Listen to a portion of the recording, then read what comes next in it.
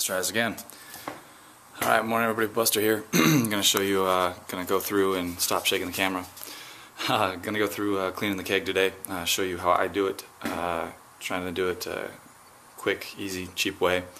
So we'll go through here and just going to try and adapt things to this hose so I can rig it up and adapt it to the ball lock fittings on the keg. So in order to do that, I bought just a ball valve adapter so I can turn the flow on and off instead of having to go all the way out to the faucet each time. And a QD, this comes as one piece, but a quick disconnect fitting ball lock style, so I can actually just easily adapt it to the ball lock fittings on the keg. And this is the only half I use, so I kind of throw this to the side in case I ever use it for anything else. And then I just use a bottling brush because that's all I have to reach down in the crevasses. But unfortunately, I did not purchase new O-rings for this setup, so I'm going to try and sanitize it and see if I can make it work. I put some cleaning solution in here a while back. It's already functified, so I got to go through and re-attempt cleaning this whole thing. So we'll go through it, see what we can figure out, and yeah. This is the most cleaning I'll be doing all day. Don't tell the wife. Alright, let's see if I can't show you how I actually get this to work.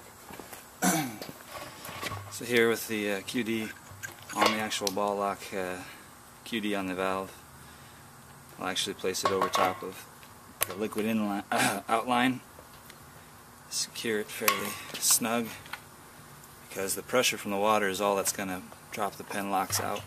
So hopefully I won't get everybody all wet. But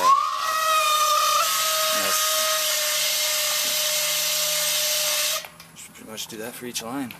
Put some sanitizer in, you're good to go. Alright, so real quick, going through, showing you mid-process what I've been doing. Pretty simple here. Filled the keg full of the sanitizing solution, and you can kind of see it down in there. Basically all I was trying to do is clean the sidewalls with the bottling brush, scrubbing that down, trying to clean that up a little bit, because the hop residue and some of the foam was kind of crusted to the sidewall. At any rate, I finished cleaning that out. As far as the cap goes, I just pulled back the O-ring from the actual cap, sanitized it, dumped it down in there, and I'm going to clean it up, rinse it off, and hopefully be able to reuse it. The only other thing of note is you can see the lovely streaks on the pavement from the rubber on the keg. The sanitizing solution seems to have an effect to bleed off some of that black rubber, and that's kind of why I do it outside. I don't want to leave any residue marks or stain the kitchen floor or the bathroom floor, so if you're going to do this indoors, you might want to think about putting down some cardboard or newspaper. But other than that, we'll keep it going. Alrighty then, the fun part's over. Now we're going to go through the rest of the steps and figure out what I'm doing here. I'm going to siphon everything off into the freshly cleaned and sanitized keg. Going to put the IPA in there, and then once I get it sealed, hopefully it will hold pressure with the same O-rings and whatnot.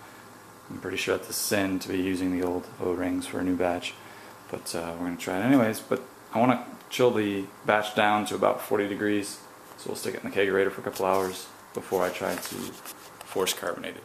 Right, beer and keg, check. Second part is, stupid me, forgot that I was dry hopping this batch.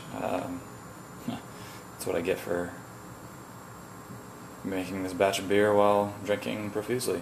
At any rate, typically I'd throw the dry hops, I'd throw the hops to dry hop the batch into the carboy.